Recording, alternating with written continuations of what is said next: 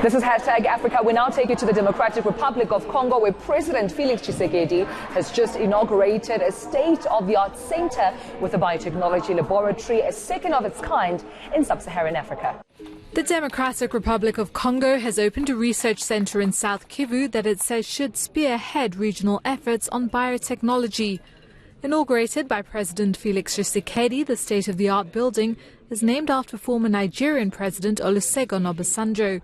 He was also present at the opening ceremony, which took place on Tuesday. Obasanjo is one of the forces behind the Zero Hunger program, aimed at ending hunger, achieving food security, improving nutrition and promoting sustainable agriculture in Africa. The Agriculture Centre's Biotech Lab is only the second of its kind in sub-Saharan Africa, which will focus on developing clean and disease-free food and economic crops. The facility will serve Kenya, Rwanda, Uganda, Burundi and the Central African Republic. This is Hashtag Africa, and I'm seated next to Ramez. Now, he's the co-chair of energy at the Singularity University. We're going to talk about his topic right here, the SingularityU Summit, but also what are some of the challenges that he foresees and solutions provided for Africa. Ramez, thank you for your time and welcome. Tumelo, it's an honor to be here. Thank you. You had a very interesting talk, I understand, yesterday, day one of SingularityU Summit. What did you touch on? I talked about the exponential changes in energy technology, particularly clean energy technology. What we see is the cost of solar power and of energy storage is just in free fall around the world. And we're here in Africa, the sunniest continent on planet Earth, that also has the largest number of people without energy. So there's a huge opportunity for the continent and for South Africa to energize, actually, and to bring light and energy and everything with that. Right. Let's talk about that for a moment, Ramez, because the theme for SingularityU Summit is future-proofing Africa. Yes. How would you suggest we do that in the energy industry?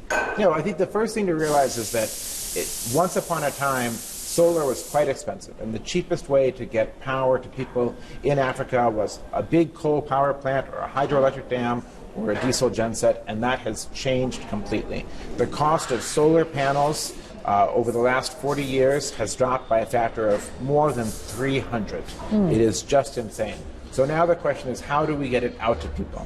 And we have sort of two scenarios. One is the large-scale power plant, and African nations still think very much about investing in coal for that, even investing in nuclear, sometimes built by Russians, for instance, as was the case here, and that no longer makes any sense. Because every year solar is cheaper than the year before.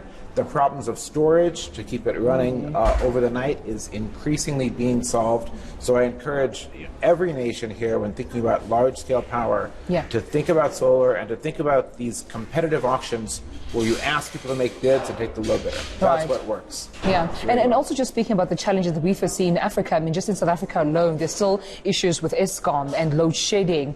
How would you predict some of those challenges being resolved? Well, I think that the biggest challenge for Eskom is the mountain of debt that it has built up. And I think Eskom has to do two or three things. One is, frankly, it has to be better run, better managed. And the way to do that is to use the private sector. There are some parts of a utility that are a natural monopoly, the poles and wires, the grid itself. You're not going to build a second parallel grid. That should be state-run. Right. But for the power generation, that really should be privatized, because you want competing companies competing with each other to provide power at the lowest cost with the highest reliability. And that's what gets that. And if that happened, you would find that very quickly the owners of those power plants would start thinking about how to shut that down and perhaps reuse the site for solar, as it's, within a few years, cheaper to build solar than to put fuel into an existing coal power plant. So I think that's one of the big challenges and one of the big changes that has to happen. Another conversation, Ramez, that I've been hearing going on at the summit is the future of work. What would you say is the future of work in the energy sector? Yeah, well, I think the future of work is really in deploying renewables, and that's actually a huge opportunity. It's a huge opportunity here in South Africa because those solar farms and wind farms are not going to be built by themselves. They're going to require skilled labor. And if I may, there's another aspect to this, which is the mobility side. Everyone takes it for granted that transport is fueled by petrol. But what we see is that now, on a sort of a cost per kilometer basis, over their lifetime, electric vehicles are cheaper to own and operate than petrol vehicles. And where this has a potential for South Africa is every year South Africa imports 200 billion to 250 billion rand of oil and fuel. That's money leaving the country. Right. If you electrify every vehicle in South Africa for ground transport, you would save consumers and businesses, let's say 150 billion rand a year. And the money they did spend would be spent on building solar and wind projects in the country, which would create jobs. Yeah. Well, Ramez, thank you so much for that information. Quite insightful. Thank you. It's a pleasure. All right, then. We'll leave our conversation at that, but we still have more headlines for you, so let's have a look.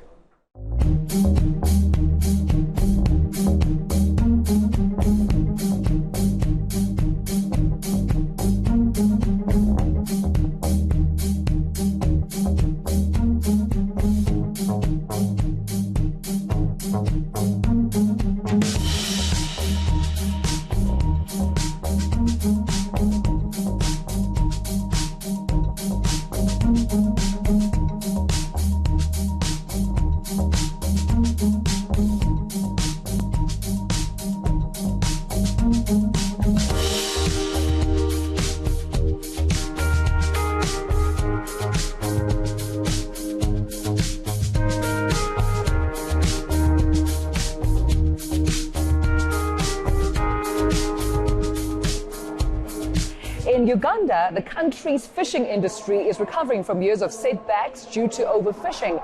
And it's the small-scale fishermen that are leading the way. Now, this, of course, far away from the country's depleted lakes. At a fish farm in Uganda's Wakiso district, small-scale fishermen have their work cut out for them. They're breeding tilapia and catfish to help give the country's stocks, depleted by years of overfishing, a much-needed boost. Eustace Lutesire maintains a 14-acre farm where, with the help of a few workers, he produces up to 3 million fish a year. The fish stocks have been going down as the human population increases. So the gap between supply and demand increases. And when it increases, the price of fish has been going high. So it becomes very clear that it would be unwise to depend on fishing alone.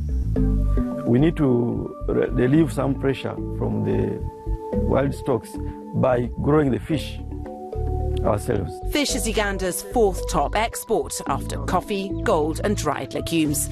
Last year, it exported fish worth $171 million, according to figures from the Bank of Uganda.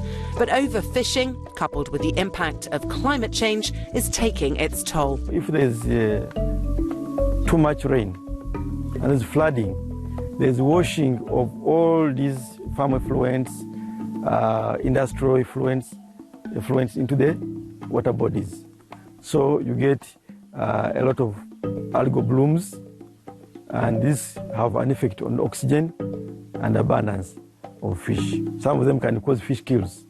Despite the challenges, Ugandan authorities hope the growing number of fish farms will help ease the pressure on the estimated 20,000 ponds spread through the landlocked country. Let's take a short break, and when we come back, we'll be giving you more details on toys from Cameroon, as well as an Egyptian cafe with an artistic difference. We'll be right back.